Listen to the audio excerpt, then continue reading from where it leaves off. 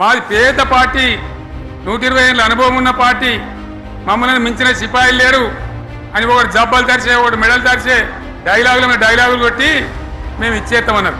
ఇచ్చిండ్రా? ఇయ్యలే. రుణమాఫీ చేయలే. మధ్యలో పార్లమెంట్ ఎలక్షన్ వచ్చినాయి.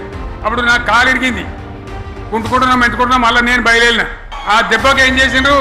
తెలంగాణలో ఎన్ని దేవుళ్ళు ఉన్నాయో అన్ని దేవుళ్ళ మీద ఒట్లు పెట్టుకున్నారు. పెట్టిండ్రా? బహిరంగ సభలలో ఆడిడ కూడా కాదు. ఇన్ని మాటలు చెప్పి ప్రజల్ని ఏమార్చింది. ఒక ఉచిత బస్ అని పెడితే అది జుట్లు పట్టుకొని కొట్టుకుందానికి మనకత్తాను తప్ప ఏమనికి ఉపయోగపడ్డది లేదు.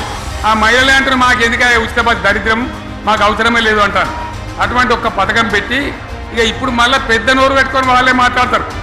అంటే ఆ అంటే మాట్లాడతారు, అబద్ధాలు చెప్తారు. మాట్లాడితే బీఆర్ఎస్ వాళ్ళ మీద నింద, మాట్లాడితే కేసీఆర్ మీద నింద.